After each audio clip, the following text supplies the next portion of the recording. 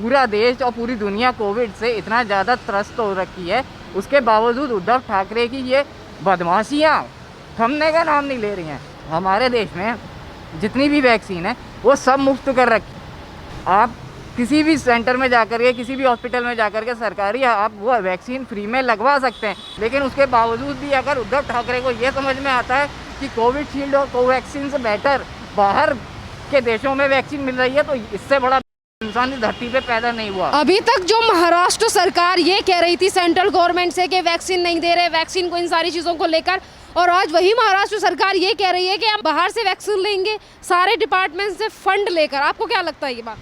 देखिए, ऐसा है, महाराष्ट्र सरकार की ये चाल रही है कि इनको घोटाले करने के लिए हमेशा नींव बनानी होती है, तो इन्होंने ये नया घोटाला करने के लिए अब एक नींव तैयार करी है। आज पूरा देश और पूरी दुनिया कोविड से इतना ज़्यादा त्रस्त हो रखी है, उसके बावजूद उद्धव ठाकरे की ये बदमाशियाँ थमने का नाम नहीं ले रही हैं। आप देखिए, हमारे देश में जितनी भी वैक्सीन है वो सब मुफ्त कर रखी। आप किसी भी सेंटर में जाकर के, किसी भी हॉस्पिटल में जाकर के सरकारी आप वो वैक्सीन फ्री में लगवा सकते हैं। लेकिन उद्धव ठाकरे को ये नया कीड़ा काटा है। मैं एक बात जानना चाहता हूँ उद्धव ठाकरे से कि क्या वो हिंदुस्तान के नागरिक हैं या वो वाकई में वहाँ बैठे हुए दाऊद के गुर्गे हैं। अगर आज की डेट में भी इन लोगों को ये एक तरीका मिल गया है कि हमको नए तरीके से अपना घोटाले करने हैं, घपले करने हैं और जनता से वसूली करनी है, तो क्यों? क्या जनता इनके बाप के राज में जी रही है? हिंदुस्तान एक आज़ाद देश है और इस आज़ाद देश के अंदर हर नागरिक की एक आज़ाद सोच है। उस सोच को अगर दबाने की कोशिश कर रही है महाराष्ट्र सरकार दोबारा से, तो ये महाराष्ट्र सरकार जान ले कि इस बार तो ये सत्ता में आ गई धांधलेबाजी करके, लेकिन अगली बार जब भी चुनाव होंगे तो यही महाराष्ट्र के लोग होंगे जो इनको के भगा देंगे जब ये वोट की भीख मांगने जाएंगे। अगर आज ये लोगों के साथ नहीं खड़े हो सकते तो इन लोगों को बाहर का रास्ता दिखाना चाहिए। कोविड की आज ये सिचुएशन है कि लोगों के पास ऑक्सीजन नहीं है, सिलेंडर नहीं पहुंच रहे हैं, वो लोग तड़प तड़प के मर रहे हैं। कल रात को 12 साढ़े 12 बजे दिल्ली के अंदर आप यकीन मानिए कि हॉस्पिटलों में सेंटर ने ऑक्सीजन सिलेंडर पहुंचाए हैं, वो भी सिर्फ 8-8 घंटे के लिए। इतनी ज़्यादा किल्लत हो रखी है। लेकिन उसके बावजूद भी अगर उद्धव ठाकरे को ये समझ में आता है कि कोविशील्ड और कोवैक्सीन से बेटर बाहर के देशों में वैक्सीन मिल रही है, तो इससे बड़ा इंसान इस धरती पे पैदा नहीं हुआ। ये भी बातें उठाई जा रही हैं कि जिस तरीके से उद्धव ठाकरे का कहना है कि अलग अलग डिपार्टमेंटों से पैसा लेकर हम वैक्सीन विदेश से मंगाएंगे, तो लोगों का कहना है कि ये एक नया घोटाला करने के लिए सोच रहे हैं और ये कमीशन लेने के नए नए जरिए ढूंढ रहे हैं, इसीलिए ये उपाय सोचा गया, इसीलिए ये चीज़ें कर रहे हैं उद्धव ठाकरे। हिंदुस्तान इस समय सबसे बड़ा इम्पोर्टर है कोविड वैक्सीन का। बाहर की बड़ी बड़ी फॉरेन कंट्रीज, चाहे वो अमेरिका हो, इंग्लैंड हो, यूके, ब्रिटेन, कोई सी भी हो, वो हम लोगों से आज वैक्सीन मांग रही है। और आज उद्धव ठाकरे कह रहे हैं कि हम डिपार्टमेंटों से पैसा लेकर के उनके फंड कट कर करके वो उस फंड को यूज़ करेंगे वैक्सीन के लिए। तो मेरे को एक बात समझाइए, ये जो फंड आप डिपार्टमेंट से कट करेंगे उसकी वसूली एंड में करनी तो आपने जनता से ही है। तो जनता को लूटने का आपने पूरी की पूरी एक भूमिका बना के रखी हुई है, एक नींव तैयार कर ली है कि हम भैया जनता को लूटेंगे और जनता को पता भी नहीं चलेगा। तो मैं उद्धव ठाकरे को ये बोल देना चाहता हूँ, मुझे नहीं मालूम कि आप रोटी खाते हैं कि घास, लेकिन हमारे देश की जनता ना मेहनत करके रोटी खाती है और उसके पास अकल है। अगर आपको लगता है कि ये धांधलेबाजी करके आप बहुत लंबे समय तक के लिए चल सकते हैं, तो ये आपकी गलतफहमी है।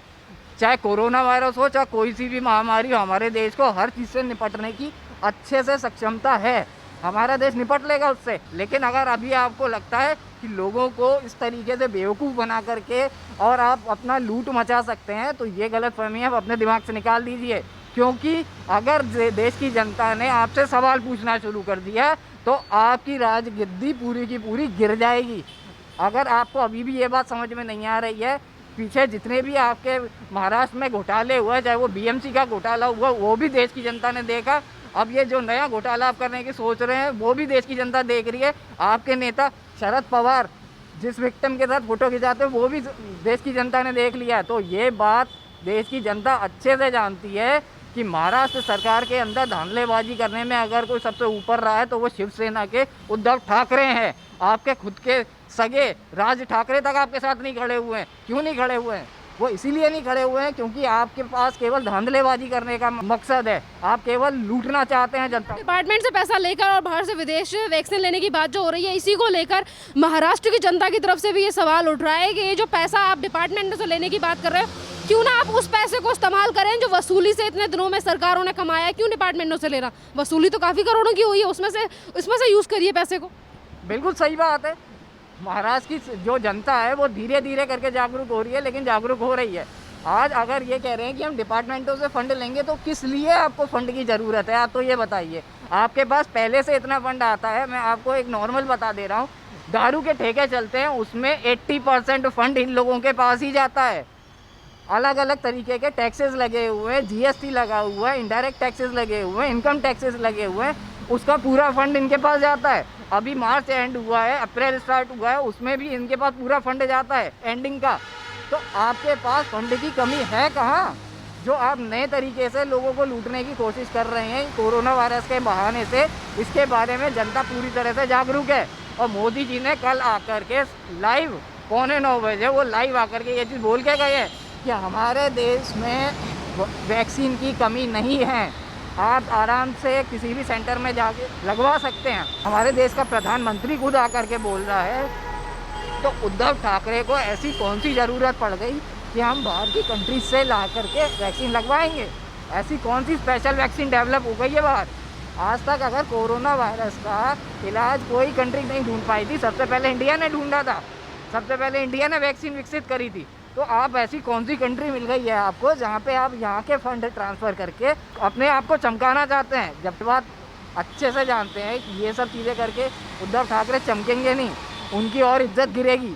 लेकिन उसके बावजूद भी अगर आप अपनी इज्जत को दांव पे लगा के करना चाह रहे हैं, तो इतना फंड लेकर के आप एग्जैक्टली करना क्या चाहते हैं महाराष्ट्र में? जैसे कि अभी आपने पीएम नरेंद्र मोदी का नाम लिया, पीएम नरेंद्र मोदी कल लाइव आए थे, उन्होंने सभी देशवासियों को संबोधन भी किया था। इन्हीं सारी चीज़ों को लेकर एनसीपी के नेता नवाब मलिक ये कहते हैं कि हमें तो इंतजार था कि पीएम नरेंद्र मोदी गरीब हैं, जो मजदूर हैं, उन लोगों के लिए पैकेज की घोषणा करेंगे। उन्होंने तो पैकेज की घोषणा नहीं की। इतना पैसा है महाराष्ट्र सरकार में, पर भी बार बार कोशिश करते हैं, ये पैसा लेने की कोशिश करते हैं केंद्र सरकार से। देखिए ऐसा है, नवाब मलिक जैसे लोगों को तो मैं गिनती में भी नहीं रखता हूँ। रह गई बात मोदी जी की कि गरीबों के लिए पैकेज की घोषणा करना, भैया गरीब इंसान अपने आप में इतना सक्षम है कि वो 2 वक्त की रोटी अपने आप कमा सकता है। तुम्हारे जैसे दलालों की ज़रूरत नहीं है कि तुम आकर के बताओगे कि भैया कितने, कौन गरीब है, कौन नहीं है, कौन कमा सकता है, कौन नहीं कमा सकता। तो वो ज़्यादा बेहतर रहेगा तुम्हारे लिए। बाकी रह गई बात मोदी जी की, तो उन्होंने जो घोषणा कल करी है उससे मैं बिल्कुल सहमत हूँ। और उद्धव ठाकरे की समझदारी इसमें दिखती है, अगर वो सामने आकर के कहते कि हाँ सेंटर हमको सपोर्ट कर रही है, क्योंकि सेंटर की तरफ से वैक्सीनेशन का जो एक क्राइटेरिया सेट किया गया है वो हर स्टेट के, हाँ महाराष्ट्र में बनेगी। आप ये सोचिए कि राजस्थान में ऑक्सीजन प्लांट सेट करने की बात कर रहे हैं, भोपाल में ऑक्सीजन प्लांट सेट करने की बात कर रहे हैं, तो वो कौन कर रहा है? सेंटर ही उसको फंड दे रही है, सेंटर ही सारे चीज़ करवा रही है। स्टेट के पास फंड आता कहाँ से है? केवल सीजीएसटी के थ्रू आ जाता है या आईजीएसटी के थ्रू आ जाता है, उसके अलावा तो सेंटर ही है आगे आके काटने वाली। ये भी है ना कि महाराष्ट्र में जो लॉकडाउन लगाया है वो महाराष्ट्र सरकार के द्वारा लगाया हुआ था, फिर इन्होंने किसी पैकेज की घोषणा क्यों नहीं की? ये बार बार हर चीज़ को केंद्र सरकार पे क्यों डालने की कोशिश करते हैं? देखिए ये तो बहुत सिंपल सी राजनीति करते हैं कि किसी भी तरीके से मोदी जी को डिफेम कर लो या बीजेपी को डिफेम करके अपना सिक्का चमका लो। लेकिन ये बात इनकी समझ से बाहर है कि मोदी जी ने या बीजेपी ने अभी तक काम करके दिखाया है। चाहे आप पीछे पास्ट में उठा करके देख लीजिए, 370 से लेकर के राम मंदिर तक हर एक काम जो उन्होंने अपने पैम्पलेट में दिया था वो किया है। लेकिन महाराष्ट्र सरकार में बैठे उद्धव ठाकरे ने सिवाय लोगों को लूटने के कोई काम नहीं किया है। होम मिनिस्टर हो चाहे उनके पपेट संजय राउत हो, वो भी एक ना एक घोटाले में शामिल रहे हैं। तो इन लोगों को घोटाले करने की आदत पड़ चुकी है। हो सकता है मातोश्री के कांटेक्ट में आने के बाद से ये वायरस इनके अंदर घुस गया हो कि हमें घोटाले करने हैं नए, तो ये घोटाले करने में लगे हैं। लेकिन ये बात इनके समझ में आ जानी चाहिए कि जितने घोटाले करोगे उतना ज़्यादा जल्दी नीचे गिरोगे। तुम देश की जनता को बेवकूफ़ नहीं बना सकते। आज अगर मोदी जी भी कोई गलत चीज़ करते हैं तो लोग उनको भी बोल देते हैं, तो तुम तो हो किस खेत की मूली, तुमको तो खाल के बाहर फेंक दिया जाएगा। एक टाइम तक हर चीज़ अच्छी लगती है। कहते हैं कि आटे में नमक अच्छा लगता है, लेकिन अगर वो सीमित डाला जाए। लेकिन इनका क्या है, ये कहते हैं कि हम नमक में आटा डालेंगे, तो भैया ऐसे नहीं चलता है। आप लोगों को किनारे कर दिया जाएगा सेकंडों में।